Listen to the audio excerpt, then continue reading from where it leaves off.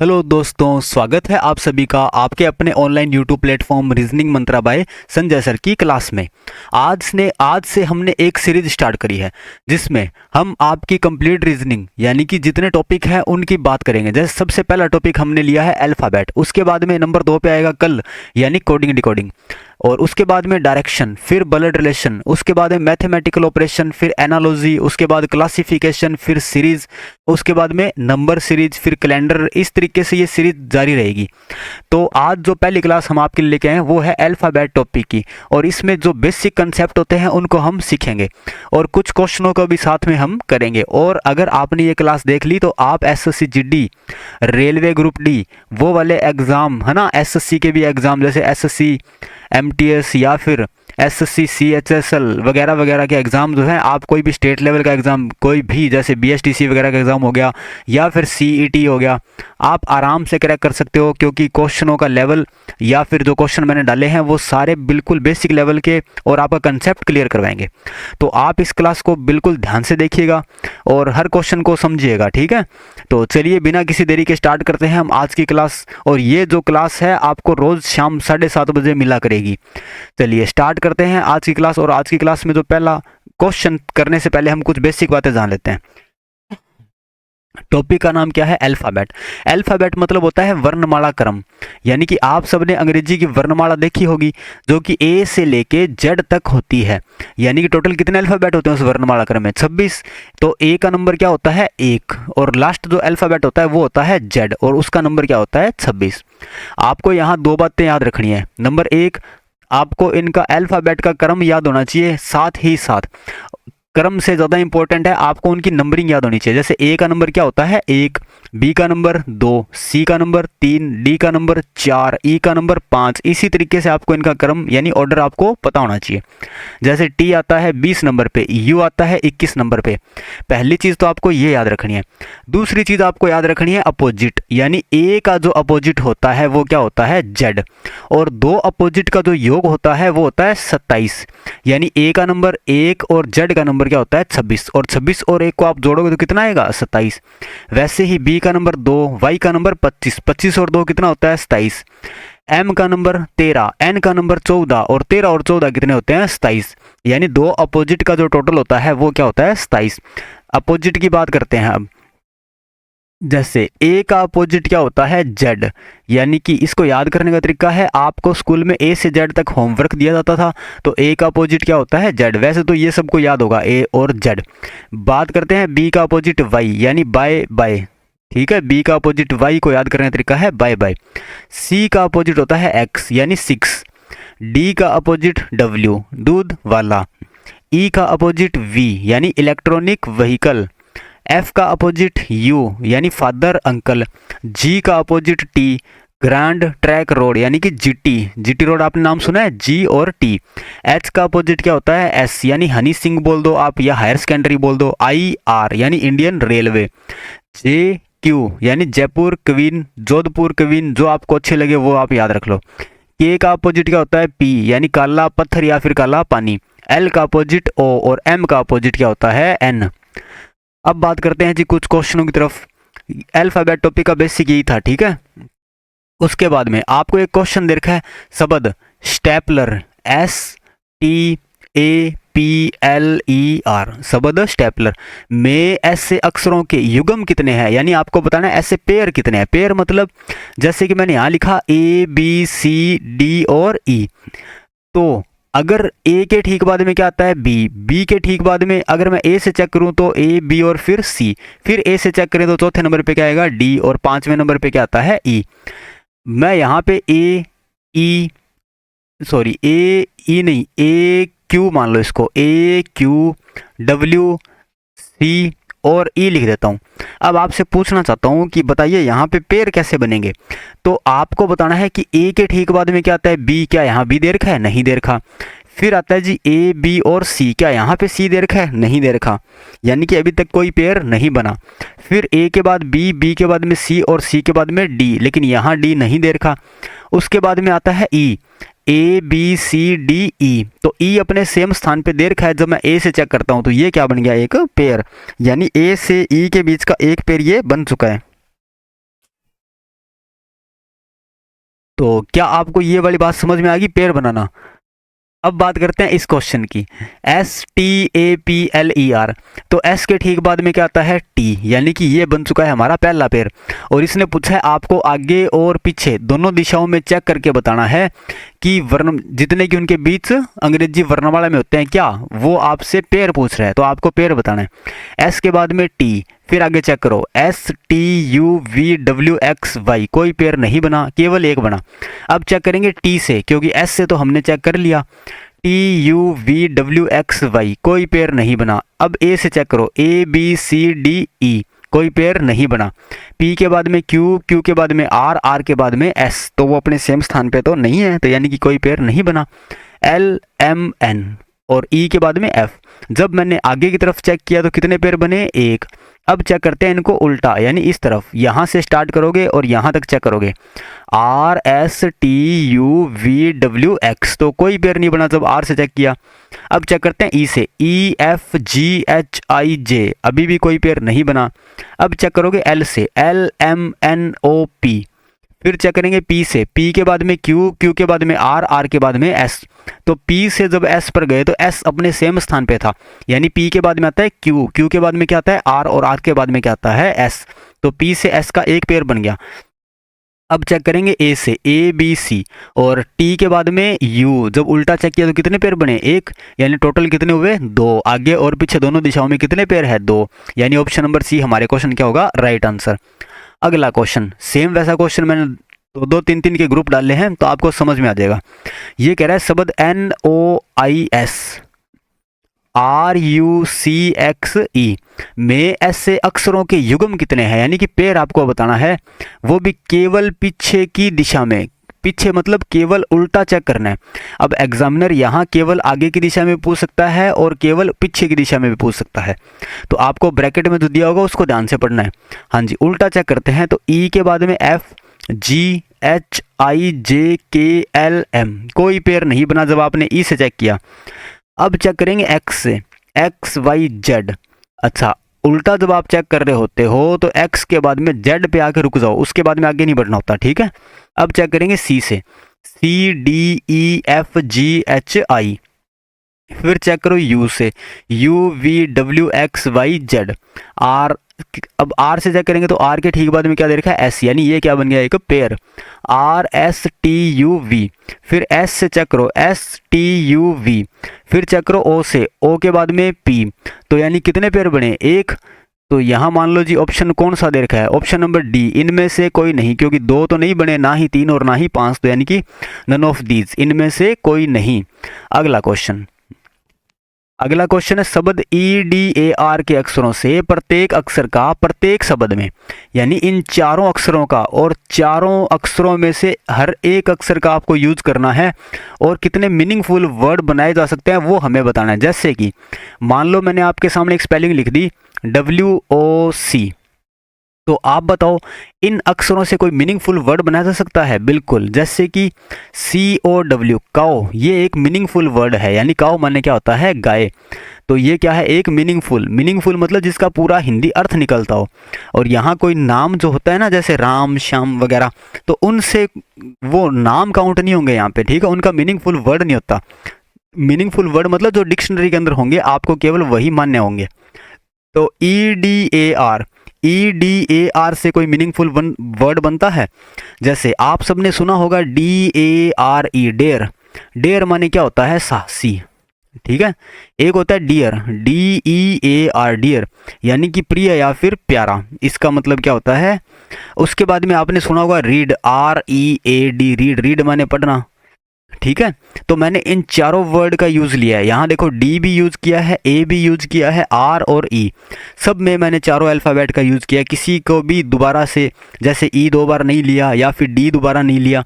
तो इसने कहा भी था केवल एक बार प्रयोग करते हुए, यानी प्रत्येक शब्द का और प्रत्येक अक्षर का प्रत्येक शब्द में एक बार प्रयोग करना है। तो EDAR से कितने मीनिंगफुल वर्ड बने, 3, यानी ऑप्शन नंबर बी हमारे क्वेश्चन क्या होगा, राइट आंसर।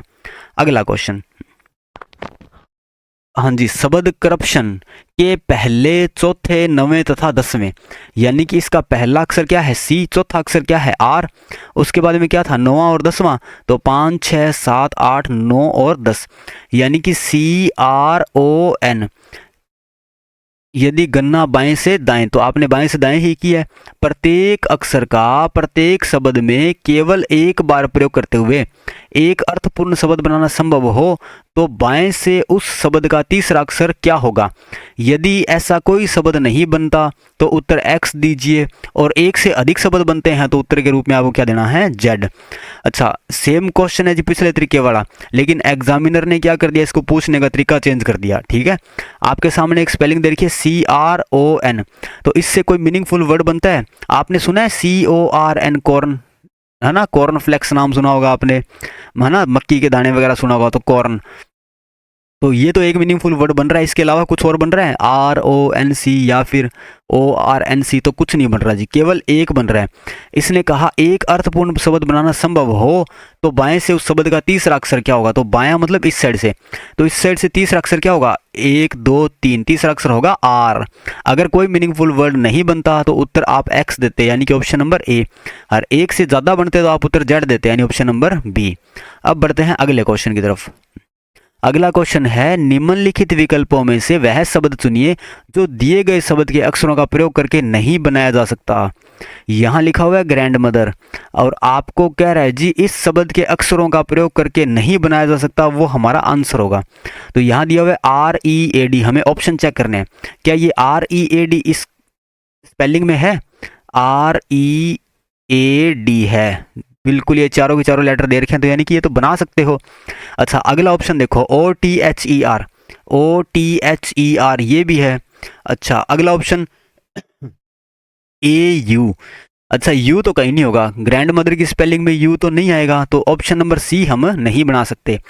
MOTHER, तो मदर तो बना ही सकते हैं, MOTHER ये भी बनेगा, लेकिन कौन सा नहीं बनेगा, ऑप्शन नंबर सी नहीं बनेगा। तो ये हमारे क्वेश्चन क्या होगा, राइट आंसर। अगला क्वेश्चन है, निम्नलिखित विकल्पों में से वह शब्द चुनिए जो दिए गए शब्द के अक्षरों का प्रयोग करके बनाया जा सकता है। यानी कि कम्युनिकेशन की स्पेलिंग आपको दे रखी है और कह रहा है जी इन चार में से ऐसा कौन सा है जो बनाया जा सकता है, यानी 3 तो नहीं बनाए जा सकते और 1 बनाया जाएगा। तो कम्युनिकेशन, और यहाँ दे रखा है एम्यूनिशन, तो AMM, क्या यहाँ AMM दे रखा है? बिल्कुल दे रखा है। UNI, U भी दे रखा है, N भी दे रखा है, I भी दे रखा है। TION, ये तो बना सकते हो। मॉनिटर, ओ नहीं दे रखा जी, यहाँ पे कहीं मॉनिटर, हाँ दे रखा है MONI, तो MONITOR, यानी R गायब है, यहाँ पे क्या नहीं दे रखा, R, तो ये तो नहीं बना सकते। यहाँ पे दे रखा है कंट्री, तो फिर R दे रखा है, तो R यहाँ पे नहीं दे रखा, हम ये भी नहीं बना सकते। यूनिफिकेशन और कम्युनिकेशन, तो यहाँ पे कम्युनिकेशन की स्पेलिंग में F तो नहीं आएगा जी, क्योंकि यहाँ पे दे रखा है यूनिफिकेशन, तो यहाँ F नहीं है, तो यानी कि ये भी नहीं बना सकते। तो कौन सा बनाया जा सकता है, ऑप्शन नंबर A बनाया जा सकता है। अगला क्वेश्चन ये कह रहा है शब्द AWKODUM में प्रत्येक स्वर को अंग्रेजी वर्णमाला श्रृंखला में अगले अक्षर से बदल दिया गया है। अच्छा, जो स्वर है उनको किससे बदलना है, अगले अक्षर से। स्वर कौन से होते हैं, AEIOU, तो ए के अगला अक्षर क्या आता है, ए के बाद में आता है B। अच्छा, और स्वर कौन सा है, एक ये रहा O के अगला अक्षर P, U के बाद में V, तो ये मैंने स्वर को अगले अक्षर से बदल दिया। और प्रत्येक व्यंजन को अंग्रेजी वर्णमाला श्रृंखला में पिछले अक्षर से बदल दिया जाए। पिछला अक्षर मतलब W से ठीक पहले क्या आएगा, V W से ठीक पहले आता है, और K से पहले क्या आएगा, J, वैसे ही D से ठीक पहले क्या आता है, C, और M से पहले क्या आएगा, L। लो भाई, आपने बदल दिया। फिर कह रहा है नवगठित शब्द, यानी कि ये वाला जो शब्द है ये नया है। नवगठित शब्द में बाएं से तीसरा मतलब इस साइड से पहला, दूसरा, तीसरा क्या होगा, J, और दाएं से पहला अक्षर कौन सा है, L। के बीच अंग्रेजी वर्णमाला श्रृंखला में कितने अक्षर होते हैं। आपसे इनके बीच का नहीं पूछा, आपसे पूछा गया अंग्रेजी वर्णमाला श्रृंखला में, यानी जे और एल के बीच में अंग्रेजी वर्णमाला श्रृंखला में कितने अक्षर आते हैं। तो जे के बाद में आता है के और के ठीक बाद में क्या आता है, एल। तो इनके बीच में अंग्रेजी वर्णमाला श्रृंखला में एक अल्फाबेट आता है, यानी ऑप्शन नंबर सी हमारे क्वेश्चन क्या होगा, राइट आंसर। अगला क्वेश्चन है शब्द PURITAN में प्रत्येक स्वर को अंग्रेजी वर्णमाला श्रृंखला में पिछले अक्षर से बदल दिया जाए। अच्छा, इस बार स्वर को जो है पिछले से बदलना है। तो यहाँ स्वर कौन कौन से हैं, UIA, यू से ठीक पहले क्या आता है T, और आई से ठीक पहले क्या आता है, आई से ठीक पहले आता है H, और ए से ठीक पहले क्या आता है Z। अब बात करते हैं अगले लाइन में, ये कह रहा है और प्रत्येक व्यंजन को अंग्रेजी वर्णमाला श्रृंखला में अगले अक्षर से बदल दिया जाए, यानी व्यंजन को किससे बदलना है, अगले से।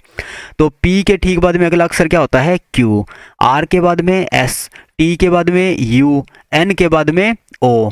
फिर कह रहा है नवगठित शब्द, यानी कि ये वाला शब्द जो आपने अभी नया बनाया है, में बाएं से पहला मतलब है Q, और दाएं से पांचवा, दाया मतलब इस साइड से, पहला दूसरा तीसरा चौथा पांचवा कौन सा होगा, S के बीच अंग्रेजी वर्णमाला। अगर यहाँ अंग्रेजी वर्णमाला ना लिखा होता तो हम इनके बीच बताते हैं, तो इनके बीच में तो केवल एक T था, लेकिन इसने पूछा है अंग्रेजी वर्णमाला श्रृंखला में कितने अक्षर हैं। तो Q और S के बीच में कितने आते हैं, Q के बाद में आता है R, R के बाद में क्या आता है S, कितने होते हैं, एक। लेकिन यहाँ ऑप्शन दे नहीं रखा, 1 मिनट, सही किया क्या हमने, PURITAN, स्वर को पिछले से बदल दिया जाए, यानी U से पहले क्या आता है T, और I से पहले H, A से पहले Z, और P के बाद में Q, R के बाद में S, T के बाद में U, N के बाद में O। बाएं से पहला मतलब Q, और दाएं से पांचवा, 1 2 3 4 5। अच्छा, यहाँ पे आप ऑप्शन चेंज कर लो जी, यहाँ 3 की जगह पे क्या मान लो, 1, यानी आंसर क्या होगा, ऑप्शन नंबर B। बढ़ते हैं अगले क्वेश्चन की तरफ। अगला क्वेश्चन है यदि संख्या 8 6 2 1 7 9 4 5 के सभी अंकों को आरोही क्रम, एक क्रम होता है जी आरोही क्रम, और एक क्रम होता है अवरोही क्रम। आरोही मतलब असेंडिंग ऑर्डर, और अवरोही क्रम मतलब डिसेंडिंग ऑर्डर, यानी घटता हुआ क्रम। ठीक है, आरोही मतलब बढ़ता हुआ क्रम, छोटे से बड़े की तरफ, और अवरोही क्रम होता है घटता हुआ क्रम। अब इसने कहा है जी अंकों को आरोही क्रम में व्यवस्थित किया जाए। आरोही क्रम मतलब बढ़ता हुआ क्रम, तो सबसे पहले क्या आएगा 1, फिर क्या आएगा 2, उसके बाद में 4, उसके बाद में 5, फिर 6 और 7 8 और 9, ये हमने इनको आरोही क्रम में व्यवस्थित कर दिया। कह रहा है कितने अंकों के स्थान अपरिवर्तित रहेंगे। अपरिवर्तित का मतलब होता है जो पहले जिस स्थान पे था अभी भी सेम स्थान पे है। तो 8 का स्थान तो चेंज हो गया, 6 का स्थान भी चेंज, 2 का स्थान भी चेंज हो गया, 7 भी अपने स्थान पे नहीं है, 9 भी नहीं है, 4 और 5 यानी कि कोई भी अपने सेम स्थान पे नहीं है। तो आंसर क्या आएगा, ऑप्शन नंबर ए यानी कि 0। अगला क्वेश्चन ये कह रहा है यदि संख्या दे रखी है 7 4 9 3 6 5 2 के प्रत्येक विषम अंक में 2 घटा दिया जाए। अच्छा, विषम अंक में कितना घटाना है, 2। 7 में से 2 माइनस किए 5, फिर देखो भी 9 में से 2 माइनस किए 7, 3 में से 2 माइनस किए 1, 5 में से 2 माइनस किए 3। फिर अगले लाइन में कहता है तथा प्रत्येक सम अंक में 3 जोड़ दिया जाए।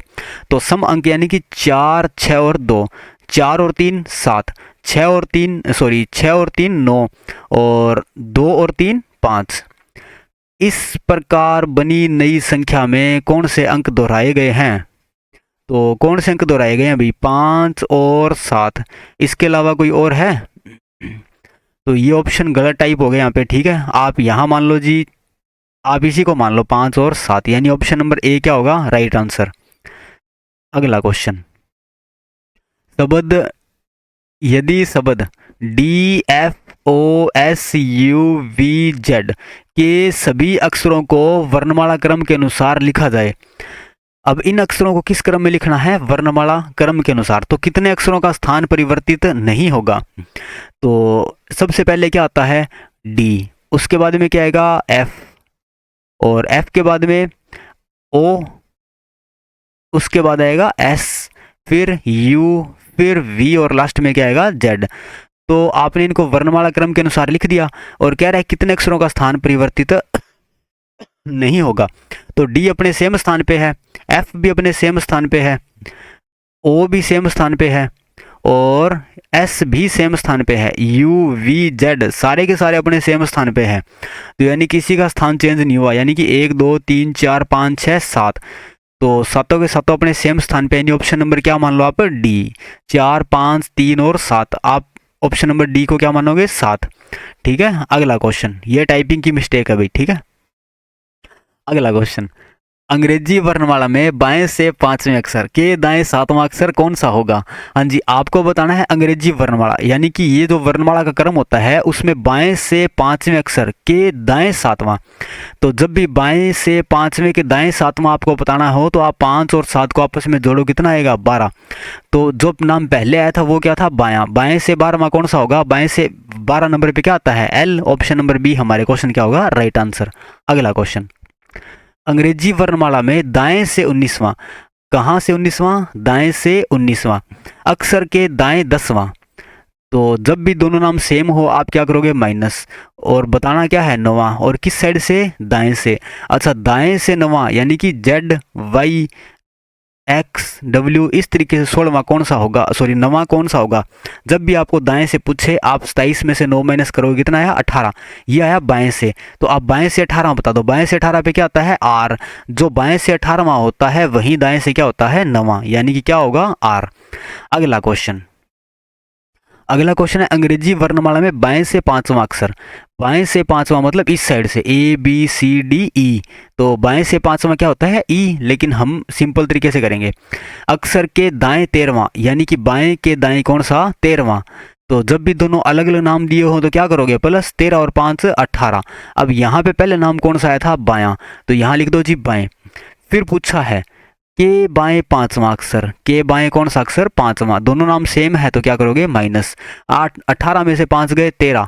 अब पहले नाम कौन सा आया है, बायां, तो आप बताओगे बाएं से 13वां, बाएं से 13 पे क्या आता है, एम, यानी ऑप्शन नंबर बी हमारे क्वेश्चन में क्या होगा, राइट आंसर। अगला क्वेश्चन, ये कह रहे हैं अंग्रेजी वर्णमाला के प्रथम अर्धांश को उलट दिया जाए। अच्छा, प्रथम अर्धांश को उलटने का मतलब क्या होता है, अंग्रेजी वर्णमाला में टोटल अल्फाबेट कितने होते हैं, 26, 26 को जो आप 2 टुकड़ों में बांटोगे तो 13 13 के बनेंगे, यानी कि पहला जो पेयर होगा उसमें ए से लेके एम तक के अल्फाबेट होंगे, और जो दूसरा पेयर होगा उसमें एन से लेके जेड तक के पेयर होंगे। तो आपको चेंज करना है प्रथम अर्धांश के अक्षरों को उल्टे क्रम में, यानी कि इस तरीके से, A B C D E F G H I J K L M, बाद बाकी ABCD आप सेम लिखोगे, NOPQRSTUVWXY और Z, आपको केवल प्रथम अर्धांश को उल्टे क्रम में लिखना था। फिर कह रहा है अंग्रेजी वर्णमाला में बाईं ओर से 15वां अक्षर, अच्छा कहाँ से 15वां, बाएं से 15वां, के बाएं 5वां, तो बाएं से 15वें के बाएं 5वां, दोनों नाम सेम है तो आप क्या करोगे, माइनस, क्या आएगा, 10, और पहले नाम आया था क्या, बायां, तो बाएं से 10वां कौन सा होगा, देखो भाई 1 2 3 4 5, 5 और 4 9 और 1 10, तो आंसर क्या आएगा, ऑप्शन नंबर डी। अगला क्वेश्चन, अंग्रेजी वर्णमाला में आगे से प्रत्येक चौथा अक्षर हटा दिया जाए, अंग्रेजी वर्णमाला में आगे से प्रत्येक चौथा अक्षर हटा दिया जाए, यानी कि ए बी सी और चौथा अक्षर क्या है, डी, वो हटा दो, उसके बाद में ई एफ जी, फिर एच हटा दो, आई जे के, फिर एल हटाओ, एम एन ओ, उसके बाद में पी हटा दो, क्यू आर एस, फिर टी हटाओ, यू वी डब्ल्यू, अब एक्स हटा दो, वाई और जेड। लो भाई, आगे से प्रत्येक चौथा अक्षर हटा दिया। कह रहा है दाईं ओर से 15वें अक्षर, दाएं से कौन सा अक्षर, 15वां, के दाएं, के दाएं 5वां अक्षर कौन सा होगा, अब दोनों नाम सेम है तो क्या करोगे, माइनस, 15 में से 5 माइनस किए तो 10, पहले नाम कौन सा आया था, दायां, तो दाएं से 10वां बताओ, 2 3 5, 5 3 8 9 और 10, 10 पे क्या आएगा, एन, यानी ऑप्शन नंबर सी हमारे क्वेश्चन क्या होगा, राइट आंसर। अगला क्वेश्चन, अच्छा ये थे जी हमारी आज की क्लास के कुछ बेसिक क्वेश्चन। अगर आपको क्लास अच्छी लगी हो तो आप वीडियो को लाइक कीजिए, कमेंट कीजिए और चैनल को सब्सक्राइब जरूर कीजिए। धन्यवाद, मिलते हैं कल अगला टॉपिक कोडिंग डिकोडिंग वाली वीडियो के साथ में।